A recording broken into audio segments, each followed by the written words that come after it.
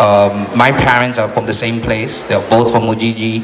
They're both a little bit educated. My father is much more educated than my mother. My father has been the working breadwinner. My mother has, we call her, she's the professional housewife. She has raised the kids. She has taken after the kids. She's even assisting me to raise my kids as well. So she's really brilliant in what she does. But that does not take thing away from my father or me as a father. I feel culturally, yes, there are some individuals that are still stuck in the old ways of doing things. But most of us today, especially us younger men, who are mostly the guys I see here, and the most population of the country today, they are breaking these barriers. More fathers are spending time with the kids. More fathers are helping out cleaning the dishes. More fathers are taking kids to school. More fathers are helping in chores that traditionally are not man jobs. And we are not embarrassed to do it. We're very proud of doing this. This is what being a parent is all about. And this is what we decided when we decided to have children and to get married. It is not about a one-way journey. It's a partnership. We work together through the good and the bad, and we are there for our children. Somebody asked me a while ago, what does it feel like to be a father? What is it to be a father? I say to be a father is the biggest responsibility I have taken myself, because I have suddenly stopped being number one. Suddenly my children are number one, even more than number one. I mean, if they are down, I am down. If they are, I am ill. Is it they are my life and my life is them? So being a father is that, is taking on a responsibility that is lifelong, and it's binding, and it's blood, and it has to be real, and you have to participate. Thank you. So we are saying here, culture versus your really practice. So what are your friends? I mean, you are schoolmates, classmates, workmates. What are they saying about your practice? For me, I am, well, can I say lucky or unlucky? I don't know which way you look at it. I'm lucky enough that my friends know me. I've always been like this. I am the caregiver. I'm the one that used to take care of them when we were the young men doing stupid things together. So it's nothing new for them to see this from me. Nor would they scold me about it. Yes, they can joke about it. Come, but that is all in jest. They don't really mean it. You know, and those that do, I would turn around and say, dude, I get to sleep in my bed. Where do you sleep? With that kind of attitude. Because those are the kind of people that sleep on the couch, outside the home, or not at home at all. Those are the kind of people that go into a binding relationship. Single has been with his wife for 18 years. Those guys will be lucky to last 18 months. You know, that is not what it's about. So I'm not going to be faced by somebody telling me that I'm less of a man because I wash dishes and my wife is watching TV. That doesn't make me less of a man. That makes me a smart man. Okay, thank you very much. I mean, this is what's happening. I mean, if you behave or you practice what he is practicing, and maybe I can share the same. They will start calling you names anyway, as he is saying. But nowadays, most of my friends on my side, they always write something, especially maybe in my Facebook account, that we want to be like you. How you care about your wife. So I mean, sometimes after a long time, it pays back. Okay. Mtambalike, sijui kama una maoni tofauti kuhusiana na hiyo issue. Are you facing the same problem? Well, mimi pia. Mimi hata ukiuliza rafiki zangu, kipindi kile pametoka filamu ya wa Nigeria, kuna jamaa alikuwa amewekwa kwenye kichupa. Sasa nikikaa na wenzangu, time yangu ikifika huwa naaga, wanasema unakimbilia kwa kichupa chako kile. ni kwa sababu ya culture au ni kwa sababu ya tabia zangu binafsi? Was that story written, I mean, was it your concern? Well, the story was written? No, mimi pointi yangu ilikuwa ni hivi. Huyu bwana akikana rafiki zake, unajiwekea muda huu mpaka muda huu nitakaa na marafiki, muda huu mpaka huu nitakaa na nitakuwa nyumbani. Kama nyumbani wife hajarudi kutoka kazini, nani ana feel ile game pale nyumbani? Watoto wamesharudi shule, mama hayupo, nani anatakiwa kuwa nao kama sio wewe baba? Umeona? Kwa hiyo sasa kama umemaliza shughuli alafu unajua nyumbani watoto wanapoaya kidogo, hakuna mtu wa kuangalia watoto, lazima uende wewe mwenyewe. Kwa hiyo ndio vitu ambavyo ukiaga wenzako kikao kimenoga, wanakuambia unakimbilia kwa kichupa chako, umerogwa au umeshikwa au umekaliwa, vitu kama hivyo. Yeah. So basically, Mtambalike is saying the same concern about the reaction of other fathers, and he's referring to one of the film he acted, that he was practicing what we were saying here, and that in that film he was showed staying in a bottle so that the wife robbed the bottle. So that's he was telling how fathers should behave and treat their kids and their family. Lakini labda tu niendelee kufafanua. Huwezi kuwa baba mzuri kama sio lover by nature. Yani lovers, yani ukishakuwa lover by nature, unajua kuna mtu mwingine by nature ni lover. Huwezi kuwa baba mzuri kama sio lover, na huwezi kuwa, ukiwa lover lazima umpende mke wako. Umeona? Sorry.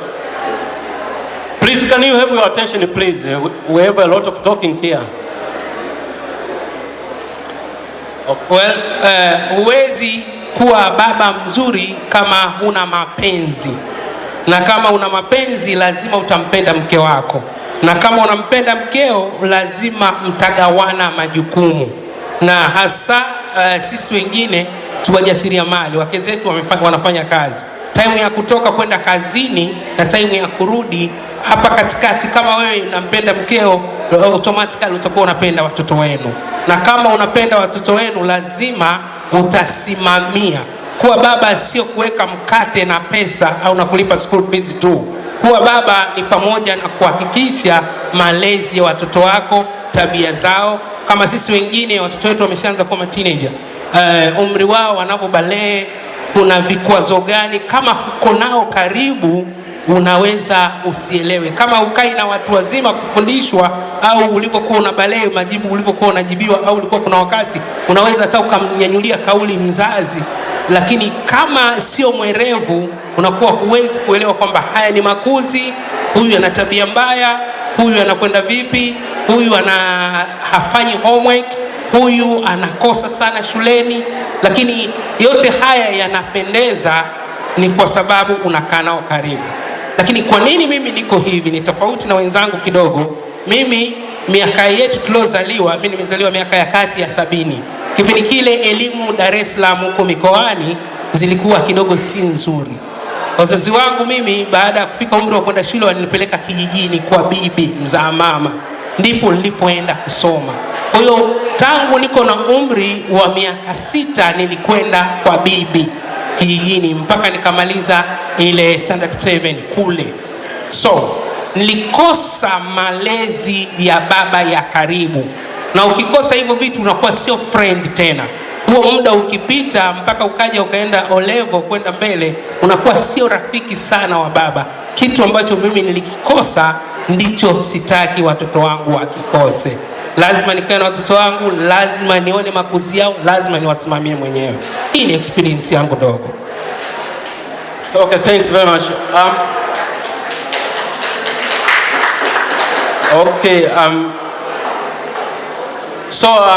Mtambalike is bringing up something here, which needs also some discussion. He's saying that it all begins with love. if you love your wife, then definitely that one will go to your kids. And he's talking about his experience because he grew up without his father.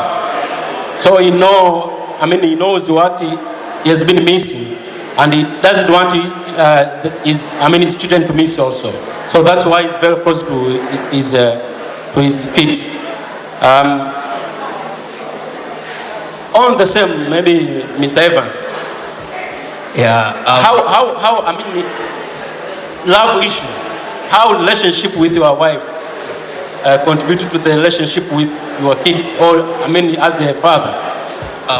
The first thing I can start with, I can say that I grew up in a typical kind of an African family that parenting is considered to be a woman thing, that a father has nothing to do when it comes to raising a kid.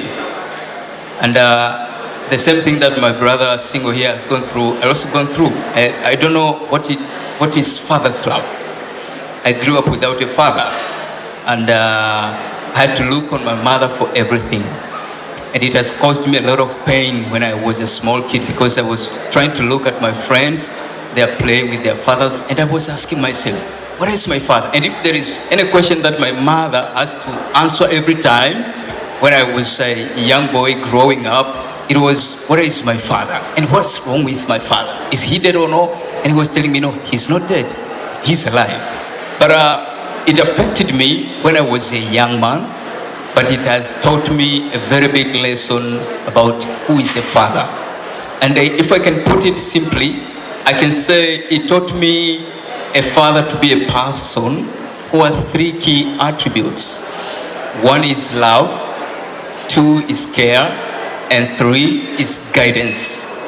You love your kid, you love your wife, you give care to your kid, to your wife, and then you give guidance to your family, then you make it a very good father.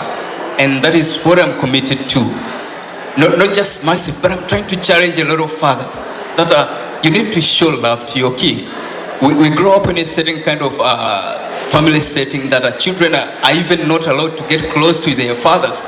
If you get close to your father, maybe it's you have done something wrong and then you are going to be beaten. But it's not something that your father can call you and embrace you, hug you, cuddle you.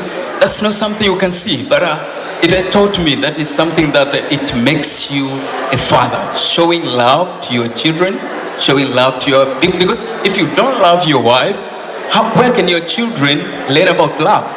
They see it when you are doing it to your wife, when you are giving love to your wife and your wife is loving you back. That is where your children are learning about love. So that is what I can say. Yeah. Thank you. Can you have any contribution with the same?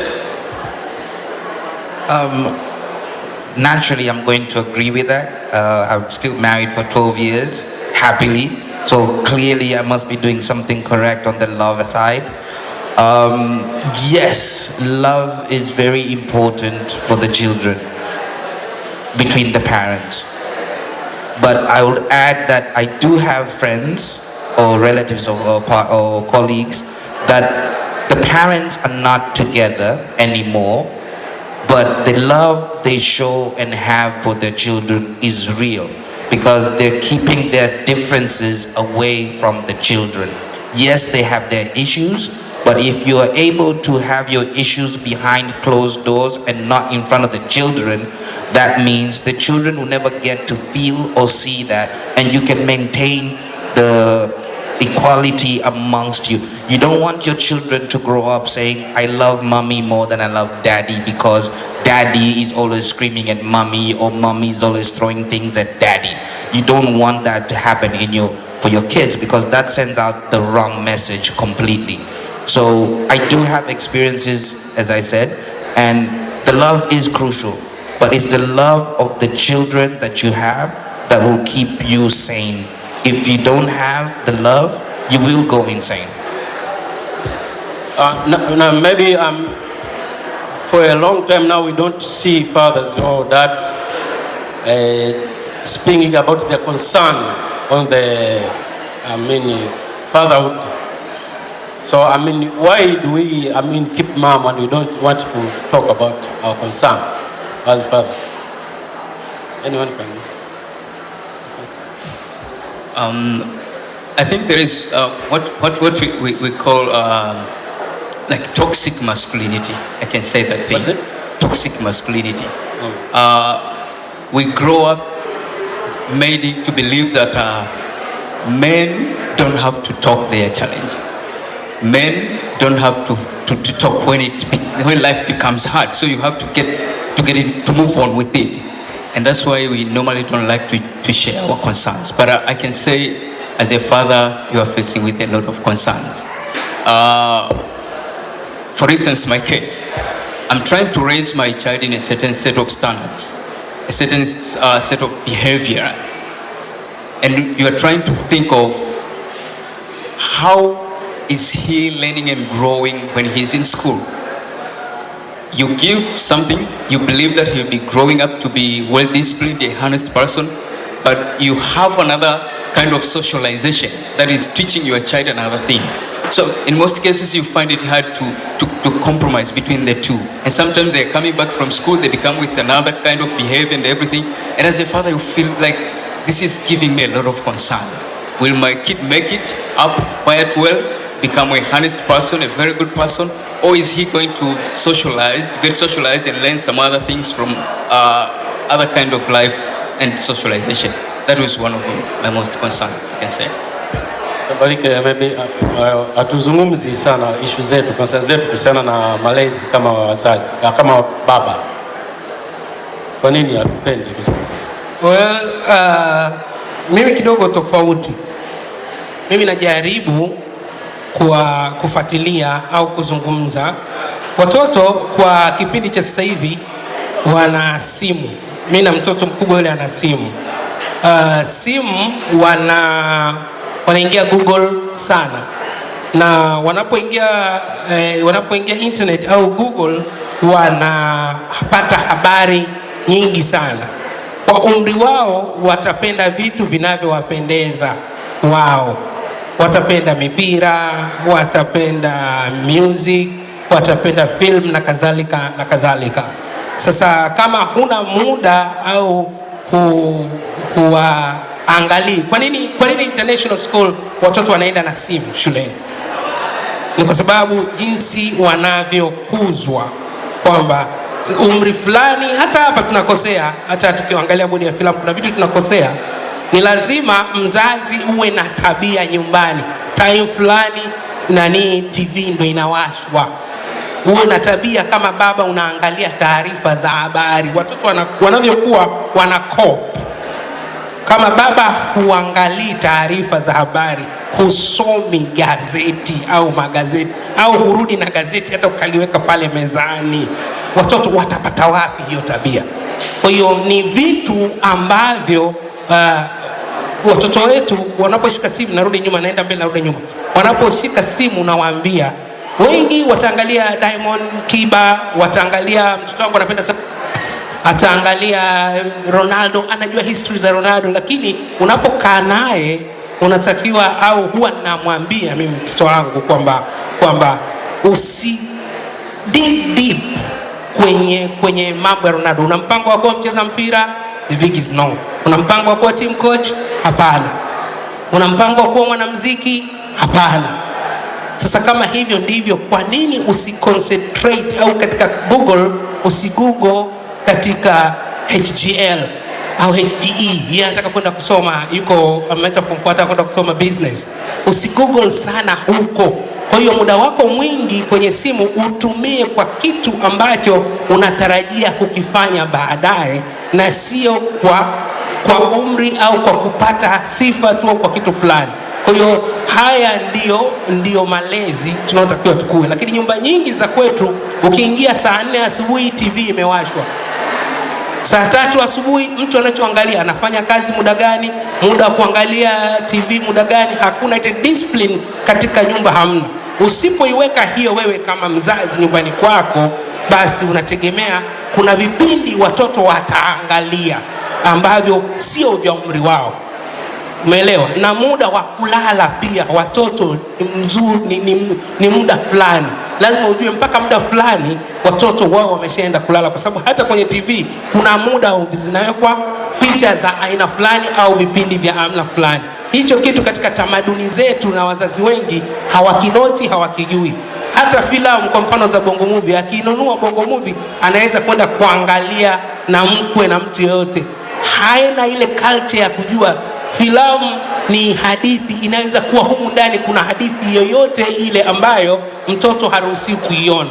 Haangalii 18, haangalii umri gani. Yeye anajua kila bongo movie mtu yote anaweza kuangalia. Matokeo yake wanasema siku hizi wanafanya hawafuati maadili. Lakini filamu inaweza ikawa imechezwa kwa kuwalenga watu wa aina fulani, kwa sababu hatuna culture za kuona wakati gani ni wa kuangalia kitu gani, wakati kitu gani cha kuangalia na watoto, na hatuna hata ile ratiba ya nyumba kwa siku. Basi inakuwa ni ngumu sana kwa watu kukua vizuri na kupata watoto bora na malezi bora, na vitu gani vya kuwakataza, vitu gani vya kuwaacha waangalie. Okay, thank you very much Mr. Mtambalike.